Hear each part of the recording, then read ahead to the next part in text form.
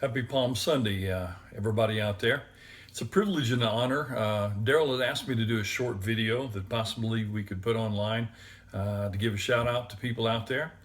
A few years ago, I bought a pickup truck in Owensboro, Kentucky. The young man that signed the papers for me is first cousin with Jorge Posada. For you non-baseball fans, that was the starting catcher for the New York Yankees. His best friend was Derek Jeter. There were three boys in this family, and this young man explained that each year one son would go up for 1 week and stay with Jorge and get to go to the games, get to walk in with the Yankees, get to hang out with these superstars, and it was awesome.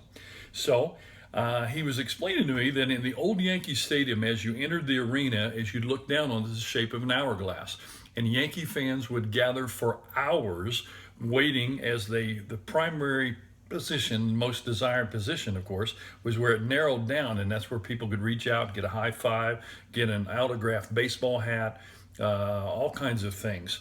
Now, he said it was so cool that people thought, since he was walking into Yankee Stadium, that he was famous, and he said he even kind of did a few autographs himself. He said the darndest thing was that these people had waited a long time, that the guys would sign autographs, and then all of a sudden it come time for them to go in and get ready for the big game. No matter how many they had signed, the people that were denied and did not get what they want, they started screaming and yelling and calling them names. And he said what was even stranger than that, before they get a butt chewing, if you will, before they get to work, when they get out on the field, and then the same guy that was called them every name in the book because he didn't get an autograph earlier was now his best friend. It's like, way to go, Jorge. Jeter, you're my man. I love you, man. He said, this is the same guy. We just call him every name in the book because he didn't get what he wanted from them. Jesus on Palm Sunday was preparing for his work and his death upon the cross. He was coming in Jerusalem, and he sent two people on ahead to get a young donkey's colt. That's a young male. And the Bible makes it clear that it was never been ridden. Now, for you people that don't know horses, when you get on an animal that's never been ridden, that's a miracle in itself, because that's when the rodeo starts. But anyway, Jesus told them that if somebody asks why you need him, tell him that I'm in need of this donkey's foal. And he rode in Jerusalem, and people were cheering for Jesus, and it was a day of celebration because they were going through some very dark times like we are now.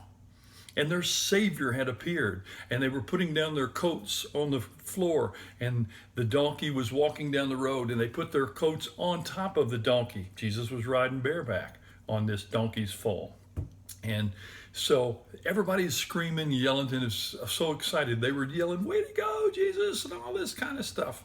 But then some of them tried to quell them down and told them not to do this. But Jesus explained to them that if they didn't cry out, that even these rocks along the road would cheer for me, that they would cry out to me. So, but not long after that, Jesus did not live up to their expectations and do for them what they wanted, when they wanted it, and how they thought it should be done. And so all of a sudden, like a sports star, Jesus went from being a hero to a zero. And many people that were cheering for him were jeering at him as he hung on the cross a week later. This infuriated the authorities, because when you do a victory celebration like this, that you're a conquering hero returning to a town. Jesus did this because he knew that he was about to conquer death. And it's wonderful what Jesus did for us, that he died on the cross for us. But now it's spring, and we see that we're coming in, and the flowers are blooming, and all the animals and the grass is turning green. It's a sign of growth. It's a wonderful time of the year, that every year the earth resurrects itself and comes out of the darkness as winter.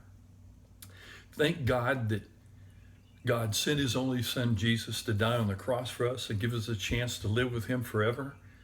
We just get so used to our blessings that we forget all about them until they're taken away from us. And now we just want to go back to normal life.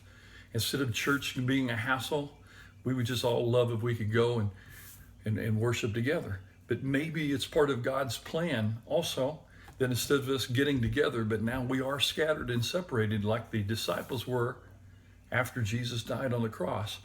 And what better way for us, the church, to go out in the world, be it waving at your neighbor or sending a card or a letter of encouragement, or maybe even some video like this. You don't have to be an expert. I'm certainly not.